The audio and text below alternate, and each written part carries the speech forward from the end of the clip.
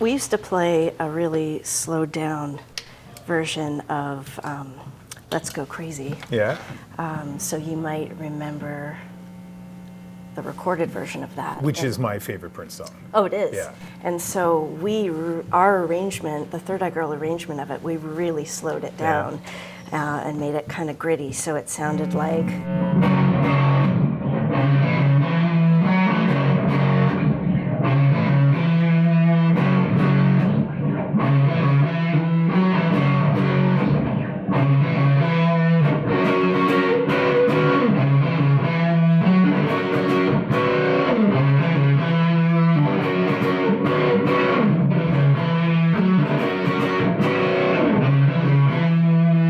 Very nice. Yeah. Very nice.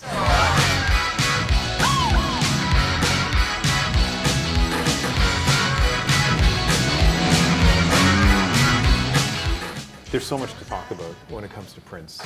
A fantastic performer, very successful musician, but a lot of people describe him as a musical genius. Absolutely. As well. And from your perspective, as someone who played with him, who was in the studio with him, what does that mean, musical genius? Oh, he was just absolutely brilliant on so many levels. You know, he was the greatest vocalist, producer, guitar player, songwriter, lyricist, bass player, drummer, keyboard player, entertainer.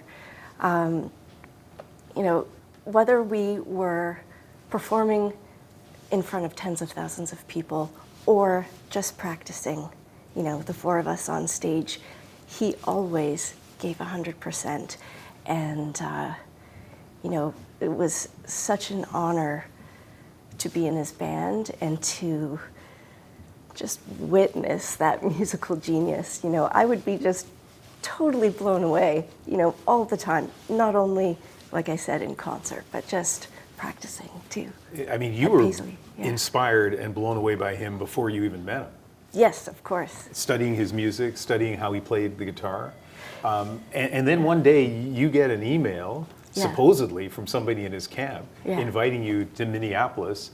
What was that moment like? Yeah, I didn't know if it was real or not because, like you said, you know, it was my dream to play with him and in his band, and I had been transcribing his solos and studying his live shows, you know, in the off chance that maybe one day I'd have the opportunity.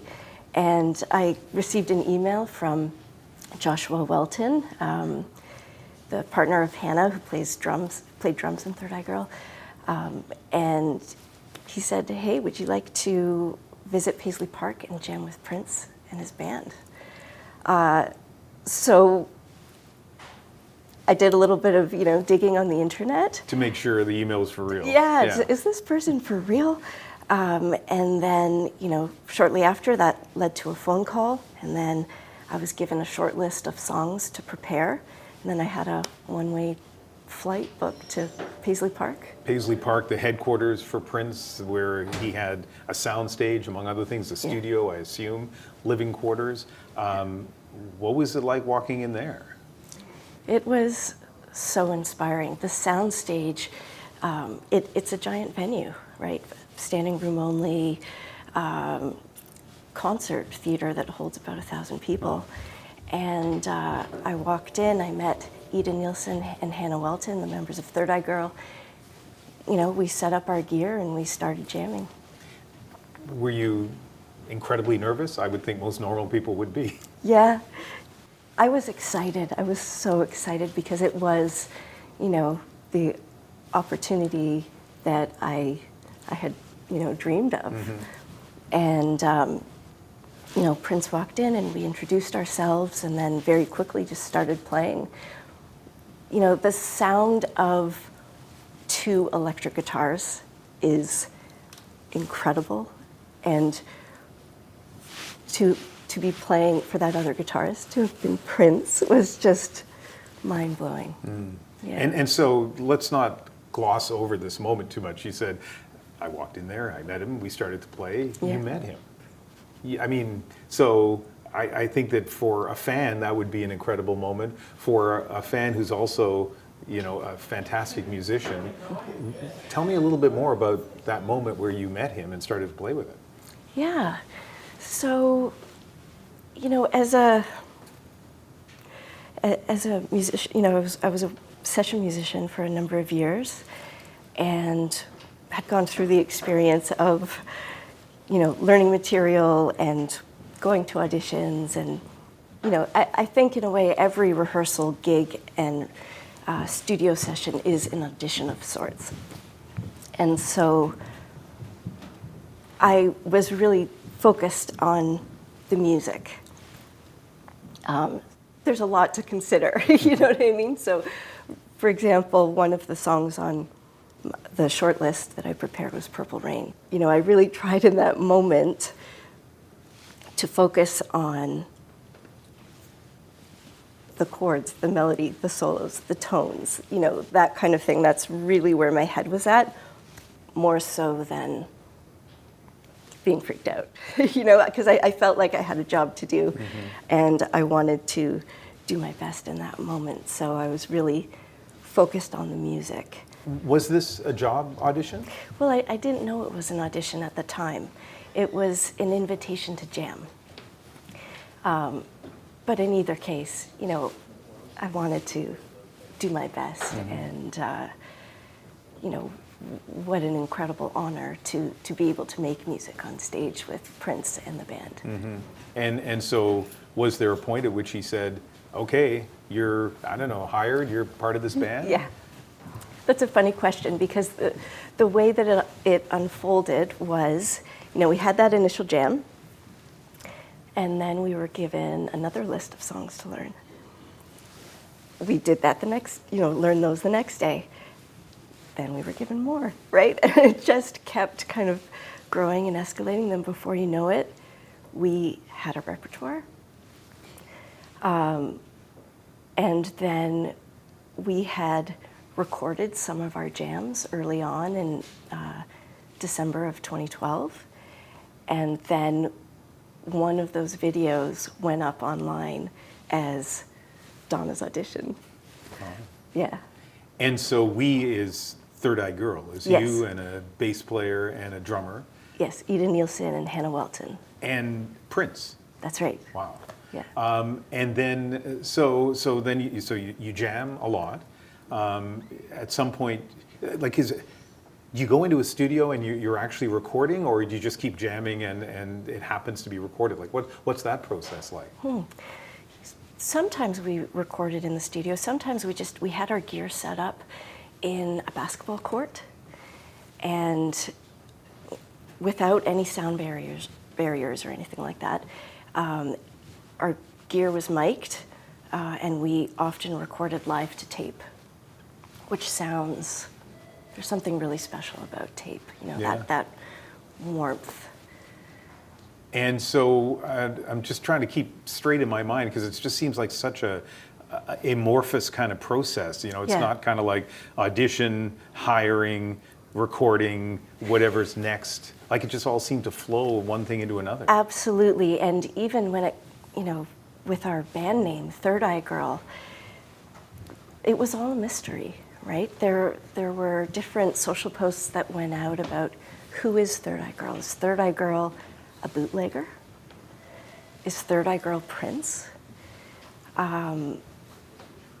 We didn't really know, and it wasn't until we actually made our debut on Jimmy Fallon that we realized, Prince and Third Eye Girl, we are Third Eye Girl. Wow. This is the band name. Yeah.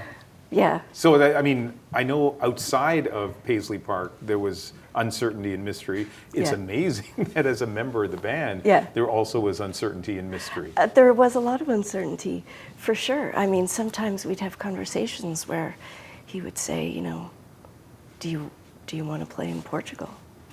Like, okay, you know, or shall we go to Amsterdam tomorrow? Sure. And you know? you do that? Yeah. Or concerts at Paisley for people who lived in Chanhassen. You know, maybe they would be announced an hour before we would play. Sometimes, like when we were on tour for the Hit and Run tour in the UK, I kid you not, like we found out about certain gigs from seeing tweets, you know, from fans who realized that there was a concert before we did. But we were always ready, that's the thing. I mean, 24/7, we were ready to play music. We rehearsed, we you know, trained for it, we put the work in, and at any moment, we were so happy to play. Let's talk about some of those concerts. One of them here in Toronto. Yes. And Purple Rain, a song that's kind of maybe the most famous of Prince's songs, certainly a signature song, including a signature solo that he would play, guitar solo. Yes. Except not that night. Not that night. And, you know, Prince always kept us on our toes during live performances. We always watched him to cue solos, breakdowns, you know, open up certain sections. But that night, it was a total surprise to me where, you know, after the third chorus, he sang, you know, in the purple, and then he pointed at me, which was the cue to take the solo. And I felt like that was a really special moment, and, you know, I consider that to be a gift to have had the chance to play that for a hometown audience. I'm having a hard time processing what that moment would be like to be on stage in Toronto, expecting him to do the solo of his signature song, and without any notice, pointing to you. Like, in that moment, I mean, what are you going to do, right? You've got to jump in and go for it. And, you know, it was such a thrill and such an honor. The last time that I had played that solo with him was that initial jam in November of 2012. Wow. You know, but of course it's such a, just so quintessentially Prince that he always played it. But in that moment, I mean, you don't have much time to think about it, right? There's about 2 seconds and then you've got to hit the overdrive pedal, add the flanger on there, you know, and just jump in. And after the concert, like eating popcorn, does he talk to you about that at all? Well, I did. Yeah, I believe we went to a ping pong social club. Yeah. If I remember correctly, and and I said to him, "Wow, like, what a gift! Like, thank you for that opportunity." And what does he say back to you? He just, you know, kind of gives a nod. What was he like? A smile. You know, like, so, you know, we see him on talk shows or on stage, but what was he like away from all of that? He was very funny, very fun to be around, very curious, you know. We would often have, you know, band discussions about heavy topics. Like we would, you know, dive into, you know, religion and spirituality, and I felt like those conversations were always very open, very welcoming. You know, there were a lot of, there was a difference in views and in opinions, but we all talked for hours and really listened to each other, and those were really special conversations. From the outside looking in, one of the things I'm struck by with Prince is the number of women that he was surrounded by, prominent musicians, you know, Wendy and Lisa, Sheila E., Third Eye Girl, working with people like Martika, the Bangles. I can't think of another artist, male or female, but let's say male artist, who's that prominent, who was constantly working with so many women. Yeah. Why do you think that was? Well, he didn't discriminate, you know. Prince was a visionary artist. He broke boundaries, and he encouraged those around him to do the same. He didn't subscribe to, you know, societal stigmas related to gender and musicianship.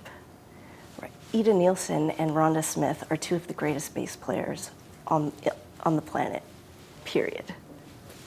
Hannah Welton was 22 years old when she was the heartbeat and the rhythmic, you know, foundation behind a 21-piece band. Not many people can do that. And also, Prince was inspired by Sly and the Family Stone. And in Sly's band, there were men, women, black and white together on stage. That's powerful. That makes a statement. You know, that was in the 60s, but it's almost like a microcosm of, you know, how things could be. Maybe if we can get it right on stage, we could get it right in the real world. Yeah, and so when I've heard the women that I was talking about talk about him, Yeah. they, even years later, speak about great experiences. And I think like rock and roll is renowned for big egos and bad treatment. And I mean, was there none of that? It was so professional. And so, I mean, in terms of the work ethic, you know, we put the time in 6 days a week, you know, hours and hours a day. The standard, the bar was high, as you would expect it would be with an artist like Prince. And we, of course, you know, the expectation was to go beyond our potential, you know, to be the best musicians we could be. Our goal was to, you know, put on the greatest live performances people had ever seen. After those initial first few days, I don't know if starstruck's the word, but I think most people would be. But months later, years later, did you ever have kind of an out-of-body moment where you think to yourself, man, like, I'm the session musician from Toronto who's playing with Prince? Like, was there ever a moment where you kind of got over that? That's a good question. In terms of out-of-body, I would say that live, you know, there's a very special connection between people in a band or people who make music together, you know, and there were times when we're all playing as a unit, you know, just the energy is so right. It did feel like an out-of-body experience. I think those are the moments when, you know, there's just a connection between the band and the audience, and it's just really moving, and everybody's just totally supporting each other musically. So those, in terms of an out-of-body experience, I would think that I felt that, you know, on those really special moments on stage. Of course, I was aware of the weight of, you know, playing with Prince, but really, we were kept so busy learning hundreds of songs, you know. So the focus for us was really on that repertoire, improvising, playing, you know, open jams together, playing funk grooves for like, you know, one funk groove for like a good half hour, 45 minutes. I mean, tones, sounds, pedals, effects, blending with musicians, that was the focus, you know, more so than being starstruck in the moment. It was, we were all being called to be our best selves musically. That was the challenge. And were there any incredible sort of pinch me moments with other musicians because you were with that band, with Prince, either on the road or at Paisley Park? Yeah, a lot of musicians visited Paisley, and I got to share the stage with Kendrick Lamar and Stevie Wonder, Janelle Monáe. You know, it was just amazing. And speaking of stages, you played a concert, a secret concert, I think it was described at the White House. Yeah, it was unbelievable, for the Obama family. And so before that gig, we had been rehearsing some Stevie Wonder songs. You know, but we rehearsed songs all the time from Prince's material and sometimes from other artists. So I didn't really think anything of it. And then on stage at the White House, I heard just the funkiest keyboard intro to Superstition. And it sort of surprised me. I looked up and there was Stevie Wonder. Like, we had no idea that he was going to join us. No. That was special. We talked earlier about all the things that makes Prince a musical genius, and one of them is his writing ability, right? Yeah. His own songs, but also songs that became huge hits for other people. Yeah. But he took one of your songs Yes. and put it on an album. In fact, it was renamed. It was the name of the album. What's that like? Incredible. So I had written an instrumental song called Electra.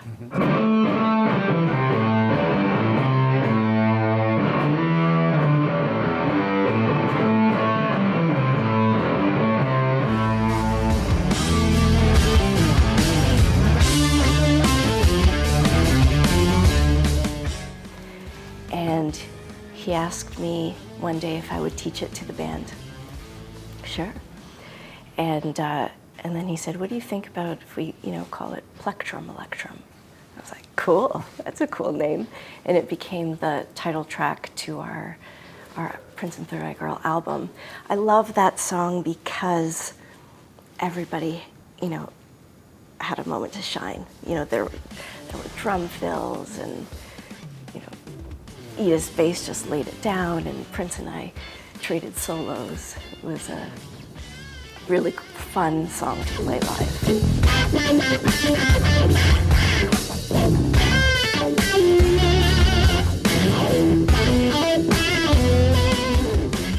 Let me ask you a little bit about like formal recording sessions. What were they like? Okay, so formal recording sessions, I mean, it really varied, Sometimes we all jammed together, and it was just recorded, live off the floor. Mm-hmm. Sometimes he would want us to lay down some bed tracks and say, call me when you got a take. And of course, because we were recording live to tape all in the same room, no one can make a mistake. If one person makes a mistake, everybody has to, redo the take. Mm-hmm. So that really kept us on our toes. We would record at all hours of the day and night. Sometimes we would just record jams and then discover that they were made into songs. One time, I think it was about 3 or 4 in the morning, we had laid down the bed tracks for a song called Another Love that's on Plectrumelectrum. And there was space for a big guitar solo at the end. And he asked me, do you want to play the solo now or tomorrow? And because it was a, pretty big one, I thought, well, maybe it would be a good idea to work out some concepts and some ideas in advance. So I said, tomorrow. And he said, okay, do it now. And then he left to go play ping pong. Wow. So I, it took a few goes at it, and then he ran in from the ping pong room, which wasn't far from, where we were recording, and he punched in every 4 bars of himself playing. And so that solo is 4 bars of me, 4 bars of Prince, and we trade all the way through.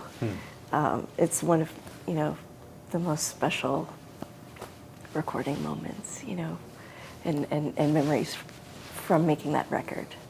So I have a lot of Prince memories as a fan, watching him from afar. Yeah. And one of them, probably before you were born, was 40 years ago, like right around now at the American Music Awards. Yeah. I was on my couch in my apartment in Halifax watching him sweep the awards. And when he won Album of the Year, it was maybe the 5th, 6th time he'd come up on stage. He hadn't said very much before that. Yeah. But he said, life is death without adventure. And adventure means being willing to take risks and take chances. And the young me, the 20-something me, that felt very profound.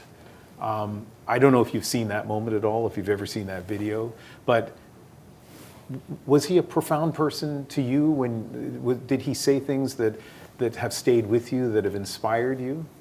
Oh yeah, absolutely. One of the things that has really stuck with me over the years was we were all in the recording studio one day, and he came in and he said, "What if we could use music to teach?" And, we thought, that sounds cool. That's interesting, but teach what? And then he said, he answered with a question, what if we wore clothes that could teach? And I thought, okay, that's an interesting idea. And then just kind of left it there. But that has really inspired the direction for my next project. Working on an album that brings together incredible musicians and the voices and messages of climate leaders with sounds of nature. And I've been learning a lot, talking to ocean scientists and activists, and my goal is to add a musical frequency to their words. For example, Zipporah Berman is, you probably know her. Yeah, and I've interviewed her absolutely Yeah. for years, for many years, yeah. She is the chair of the Fossil Fuel Non-Proliferation Treaty, which is an initiative that I really believe in and I support and I have endorsed. I sampled some words of her speaking. She's, at a certain point, she says, sometimes it feels like you're just a drop in the bucket, but those drops, they ripple out and they grow, and that is how you create change. And when I heard that, I thought, wow, that is really powerful. And those are amazing song lyrics. How can I write a song to that and compose music to those words? And I did. Stay connected to nature.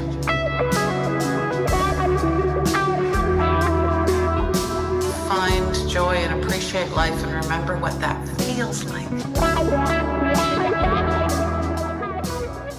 And so, is it overstating it? Maybe it is, to say that connects, that whole process connects to your experiences with Prince?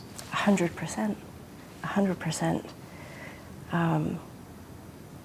Thinking about what he said, that profound sort of statement of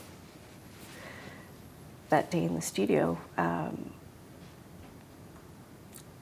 I thought that exploring this coming together of music with climate activism is really exciting to me and really interesting. I think the idea is that music can be just fun. It can just make you dance and feel good, and that's totally cool. But of course, it can also have a message. We know this from the music that was created during the civil rights movement or the women's rights movement.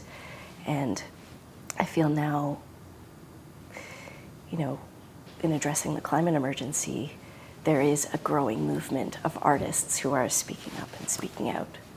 So on that very high plane, kind of thematically, in terms of creativity, there's that connection to Prince. What about in your music itself? Like when you play now, is there an influence? 100%. There always will be. He was my mentor. And so there were times where, he would pick up my guitar and play something, and I would just watch and study and try to memorize and learn and then play it back. Even just being on stage, listening to him play, and the feel, the tone, all of the nuances, in terms of, for example, bending a note, and stepping on the wah pedal, just stepping on it a little bit to get that amazing frequency.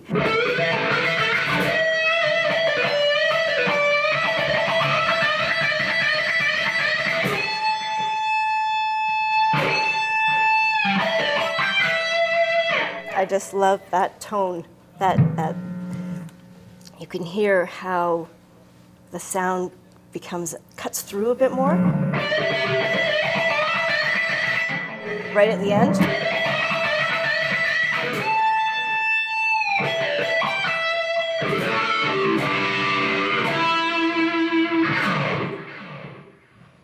There are so many details like that, little nuances that I learned, and he's so bluesy, played with so much conviction, and I feel like my playing and my musicianship, of course, is so influenced by him. One of my favorite videos on YouTube is at the Rock and Roll Hall of Fame, and While My Guitar Gently Weeps, and how Prince just steals the show. I watch that over and over and over again.